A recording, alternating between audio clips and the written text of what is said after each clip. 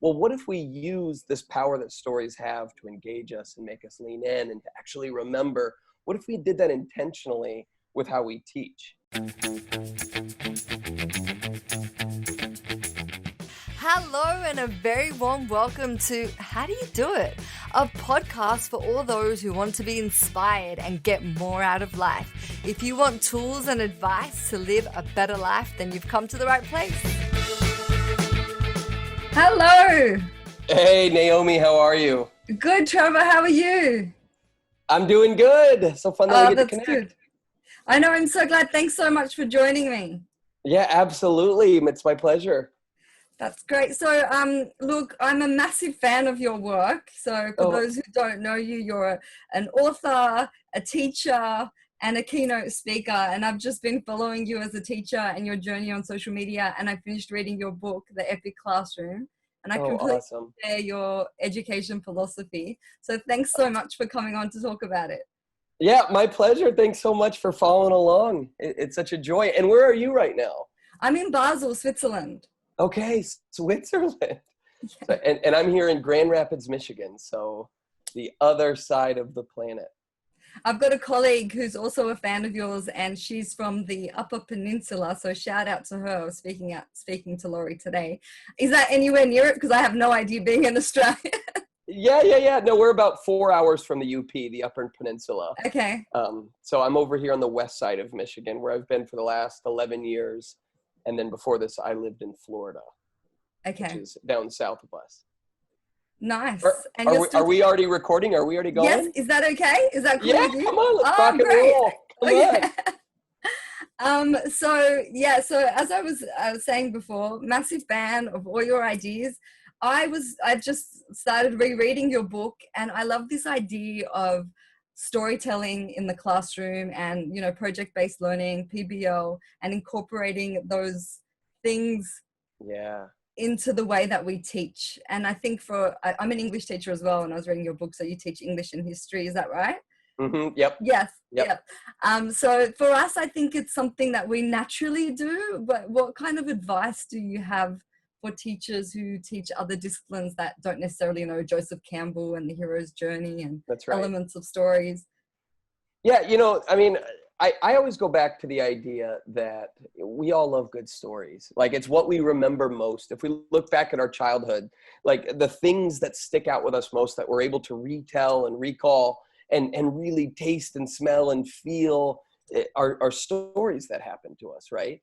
Like we remember the first time we rode a bike. We remember that Christmas morning. We remember the hard things when maybe our parents split up or we overcame something big, whatever it is. These are stories we remember. And so as a teacher, I have really kind of reflected on in my whole career, but then also in my experience as a student, what are the things that I remember most? And they're all stories. There's the science projects. They're the dissecting frogs. It was staying after school, trying to figure out algebra and finally having a teacher swoop in and help me realize how to do this hard work. Whatever it is, there's stories I remember. And it's like, well, what if we use this power that stories have to engage us and make us lean in and to actually remember? What if we did that intentionally with how we teach? Like, what if we really tried to think about what if we gave our students stories that they are a part of, that they have to solve real problems, have authentic learning experiences, so that when they're done learning, it's not just going to go away when they take a test, but they're actually going to remember it because it's a story that took place. Are you with me? I completely agree.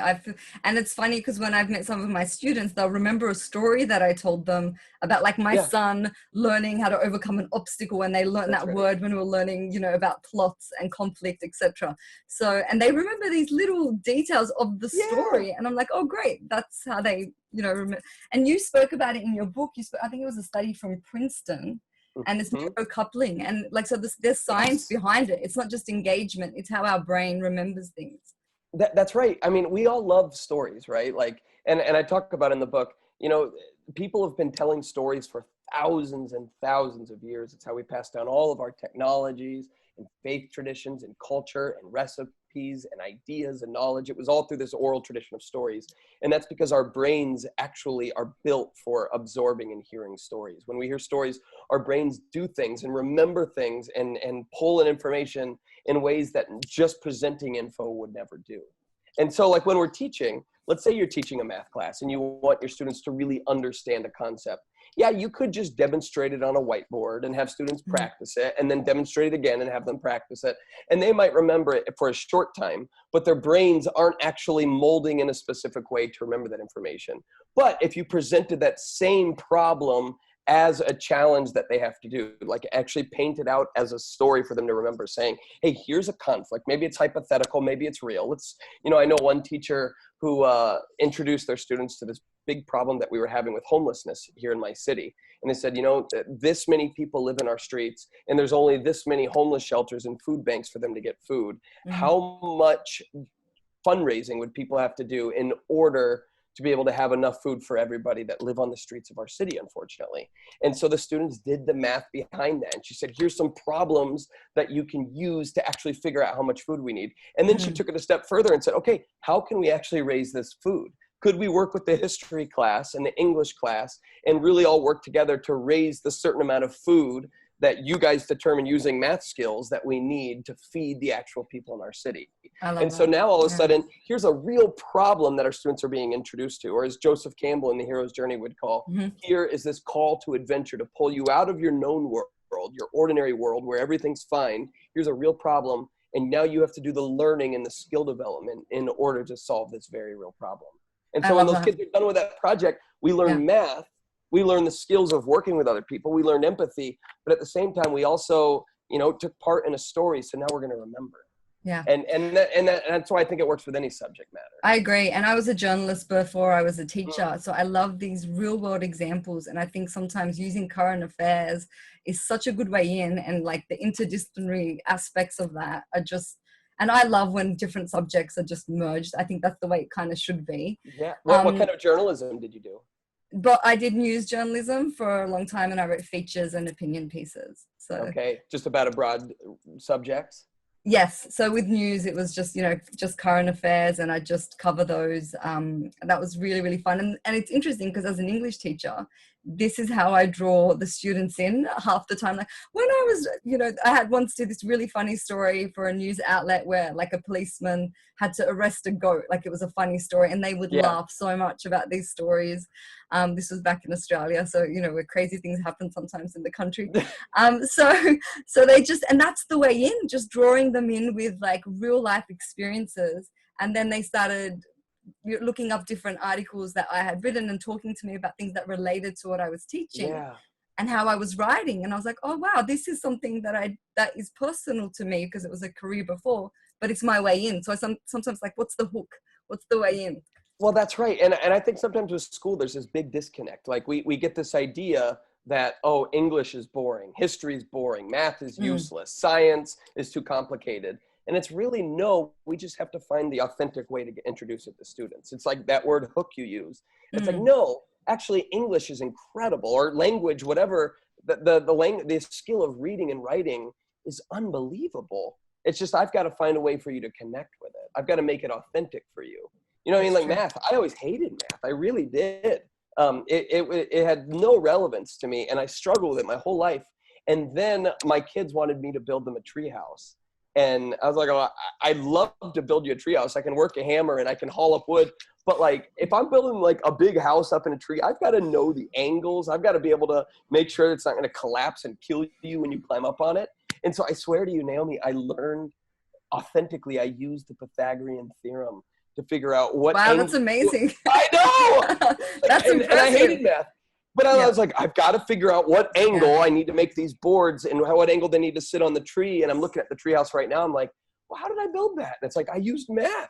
And, and I liked it. It was so fun to have a real challenge to actually use this stuff for. And that's why I'm like, math isn't inherently boring. Math just has to be made understandable and relatable to students. And then they'll dive into it. Yeah. And it's like what you said in your book, authentic experiences are the way to engage them, and they can say, oh, later on I'll use this here, rather than, oh, I need it to pass this test.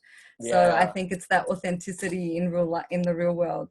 One of my favorite videos of yours is actually the one, and I've actually sent this to a lot of my colleagues, is the one where you talk about how essential skills, or what most people call soft skills, should be called essential skills, because Yes.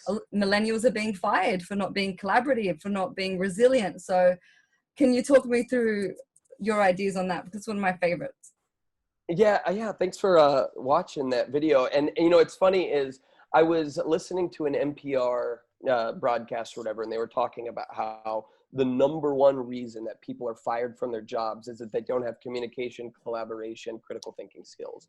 And these are in school, or at least where I've worked, and the many different schools that I get to travel around and be a part of. These are called soft skills. Mm-hmm. And they're usually seen as secondary to the content skills. We want our students to learn about the causes of the French Revolution and the Pythagorean theorem and how to use semicolons and Shakespeare. We want them to do this first. This is what's measured by the SAT and the ACT and standardized tests and school entrance exams. This is what colleges look at. But we also have these soft skills that are important as well. I'm like, well, hold on. If the number one reason people are fired from their jobs or don't get hired in the first place is because they don't have these soft skills, maybe, and there's nothing really soft about getting fired. There's nothing soft about being unemployed.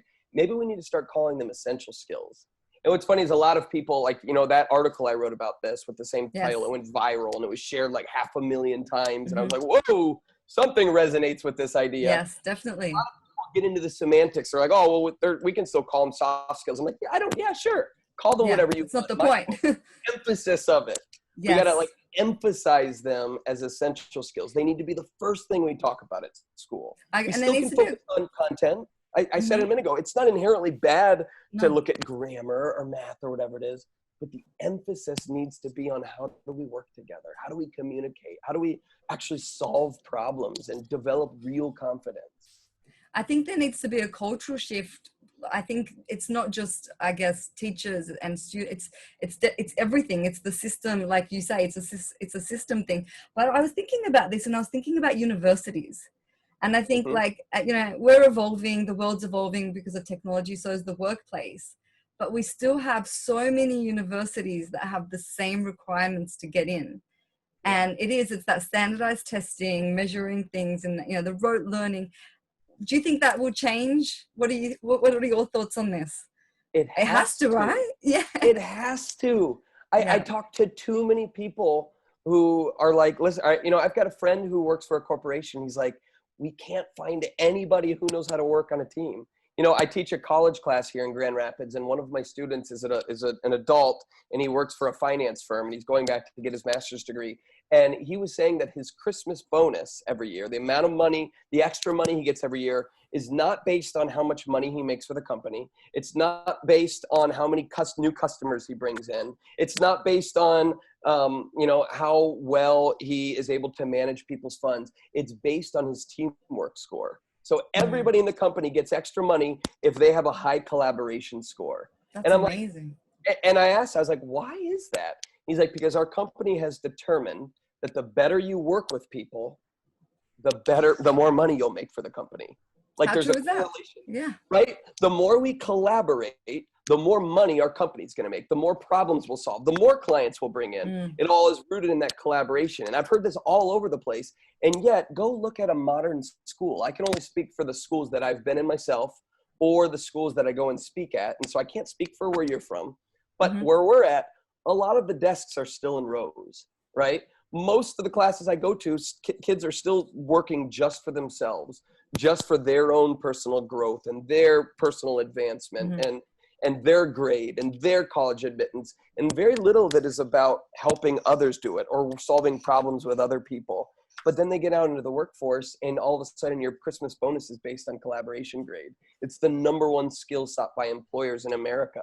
It's one of the highest desired skills in the world, and yet it's given very, very little focus. And so your question was, do you think it'll change? Yes, it has to. It has to. It's required.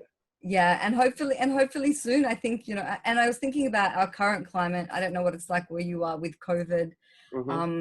And it just makes me think about how the world is changing, the nature of education is changing, Mm-hmm. and people are realizing that you can do this in different ways. And it's kind of Yeah. been, I think it's been a great kind of educational revolution in so many ways, because we as teachers are collaborating more than we have before, sharing new resources. Yeah. And so I'm hoping that this will, I know it's a very bad time, but I'm hoping there will be some positive aspects coming out of it for our world in education. Yeah. I mean, going back to the idea of the hero's journey, you know what I mean? Like if Mm-hmm. you're not, whoever's listening isn't familiar with the hero's journey, it's this idea that we exist in what's called the known world. This is what we're used to, but then there's something that disrupts it. It's a call to adventure. It pulls us out of the known into the unknown. And in the unknown, you undergo challenges and temptations. You hopefully experience guides and mentors along the way. You go through some type of death, and then there's a rebirth, and you can return back to the known world.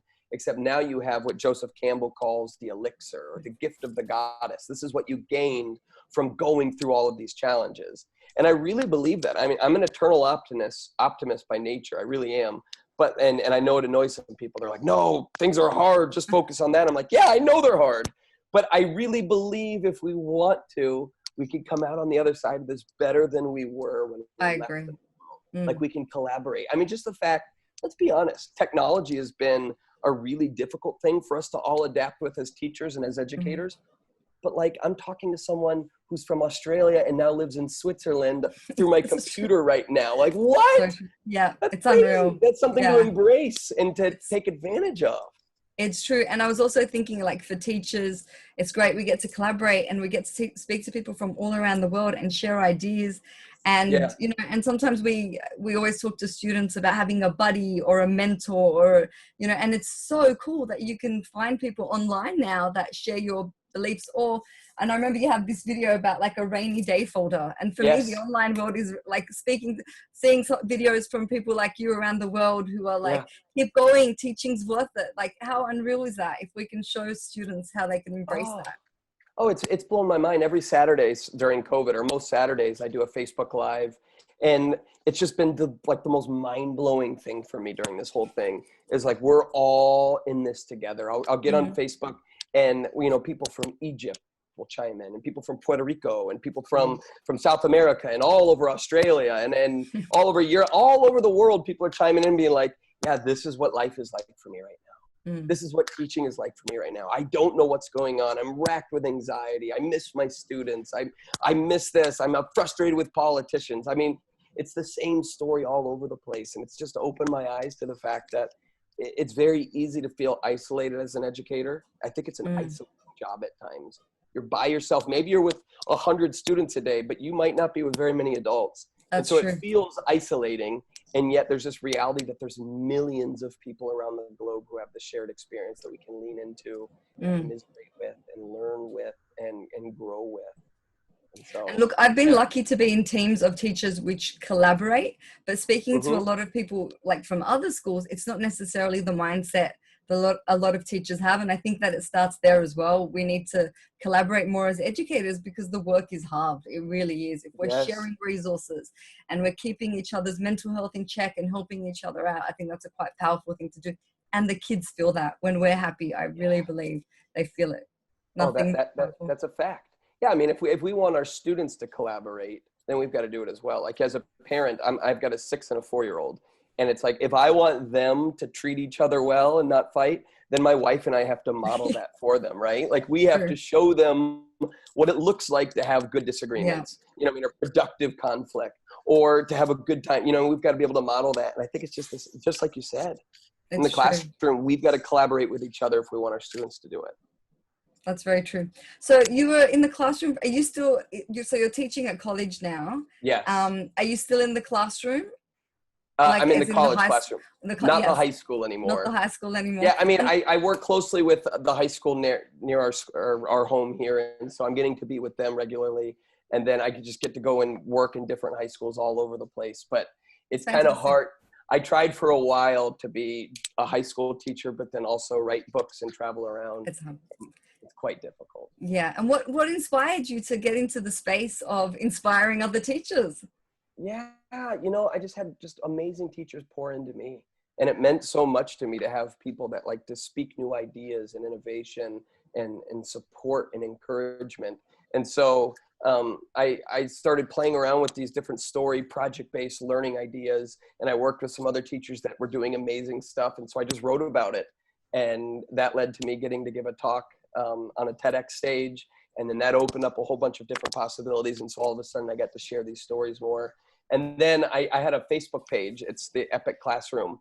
And I put out a video 3 years ago now that was called Teaching is Tiring, but then in parentheses it says and worth it. I've seen that, and, yes. And I don't know why exactly, but like 22 million people watched it the day it came out. And all of a sudden it just kind of torpedoed or like fast tracked some of this work that I was doing. And so that kind of created more and more opportunities. And I love that video, and I'm going to share it at the beginning of the school year with a lot of teachers, because I think the reason for me that it resonates, it's universal for all teachers. And I think that it's one of those jobs that's truly a vocation. Nobody goes into it for the money. You've got to have, your heart's got to be in it, and kids can feel it. And I think that message was just powerful. It's tiring, but it is worth it. Just when you have one kid saying, I really enjoyed that, or I remember you. Now I'm getting a lot of my students adding me on LinkedIn, and I feel so old. I know. Like, what? I know. But it just makes you, they remember us. And it's amazing that they just remember these I know. Things. I had a student from my very first year of teaching get in touch with me last spring, and she's like, Mr. Muir, I had a baby and I named her after your daughter. And no way. I was deeply touched, but then I was like, how old am I getting? Like this, like she was 14 and now she's having babies. Yeah. And she named Piper. So I'm like, I know it's a nice thing. Yeah, it's true. But it's amazing the power and the impact that you have as a teacher. It's unreal, and it's also a lot of pressure. Well, and that's why I'm getting really frustrated lately, is because in the spring, there was so much teacher love. It was like, these are essential vocation. This is an essential vocation.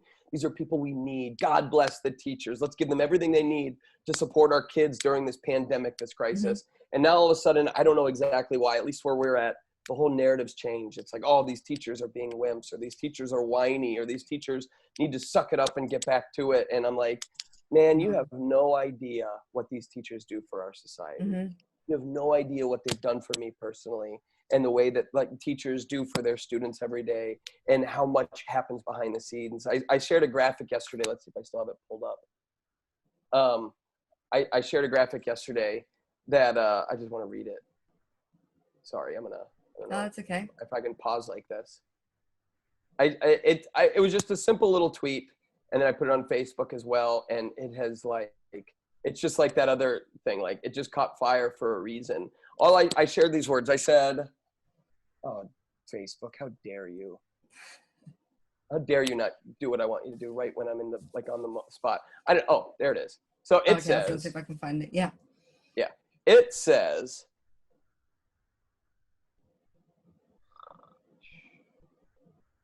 all right. Buffering? It says, to the teacher who keeps granola bars in their desk for the kids who come to school hungry, the teacher who lets their kids have naps if they're really tired, who loves their students no matter where they come from, who realizes that with every student there is always more than meets the eye, you are a hero. Nice.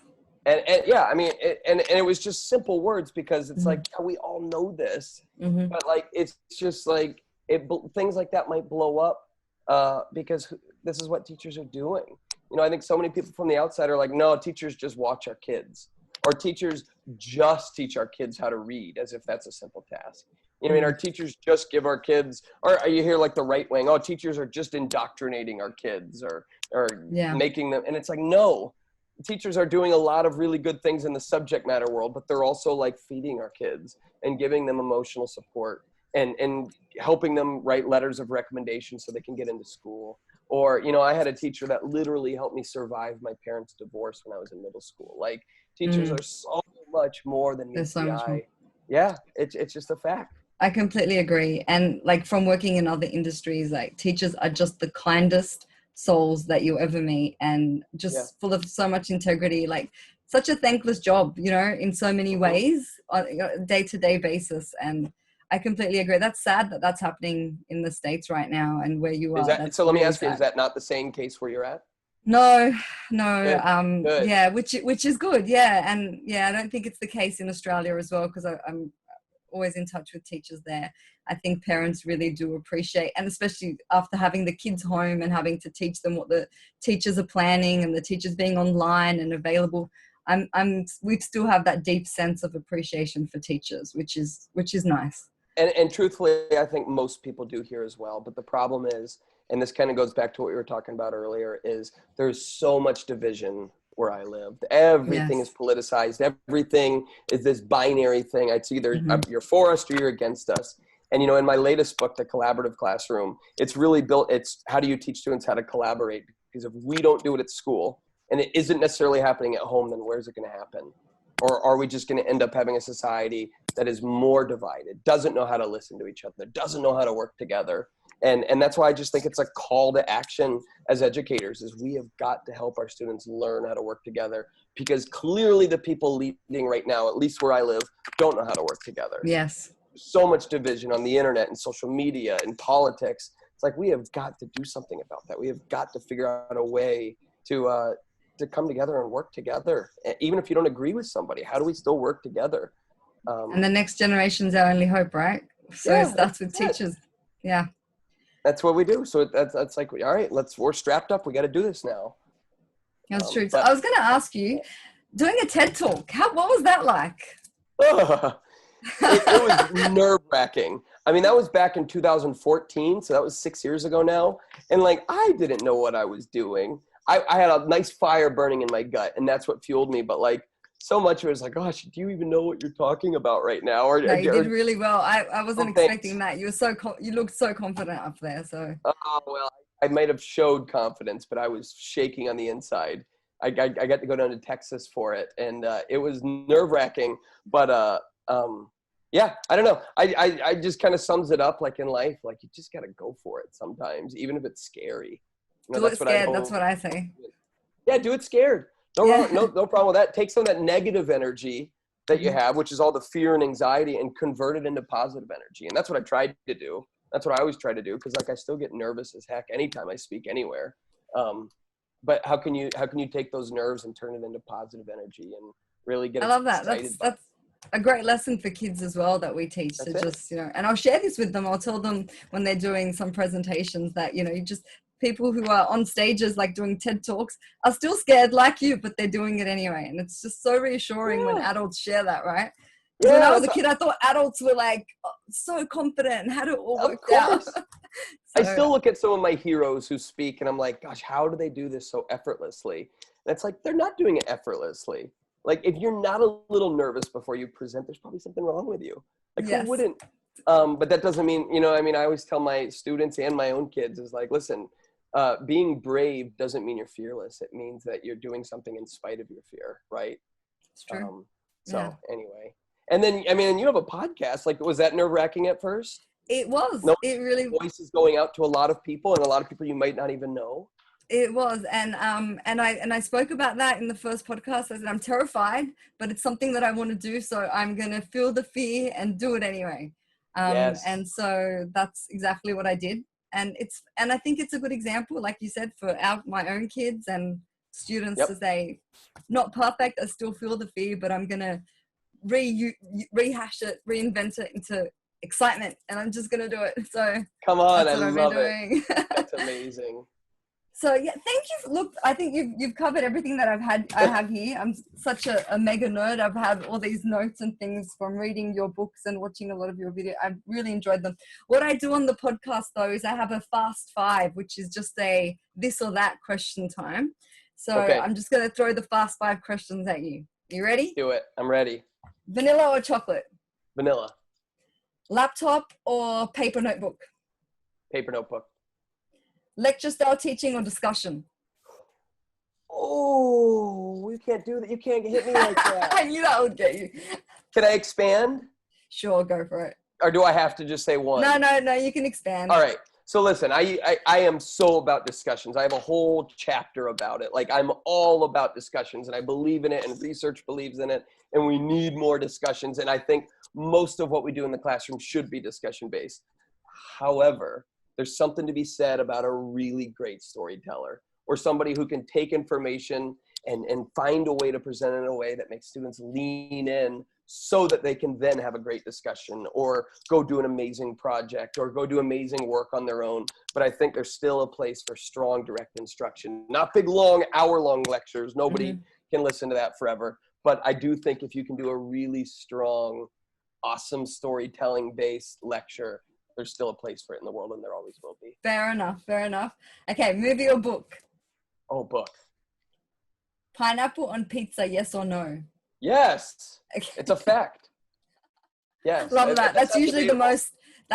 the most controversial question, believe it Yeah, or not. well, It's the most if you say divisive one. no, that's actually a wrong answer. Yeah, Love it's it. a fact. I read it. It's on Wikipedia. Okay, so I listened to your book, and I recommend that everybody does this because you're such a great speaker on Audible. So I listened to the you. but if people want to buy your book, follow you online, what's the best way to do that? What's the best way to find you? Yeah, I mean, you can find everything that I do on trevormuir.com. So you can just my name and then .com. But that's where I put my blog and my articles, and new videos go up there, as well as like links to my book. And I'm actually coming out with a course in next month all about how to give strong lectures and tell good stories and make students lean in. So That's I'm great. glad you asked that question. So yeah, I mean, that's all on there as well. But that's a good place. But then also on social media, you can find me on Twitter @TrevorMuir, or on Facebook, just type in my name as well and you'll find it. Awesome. Thank you. Yeah. Thanks so much.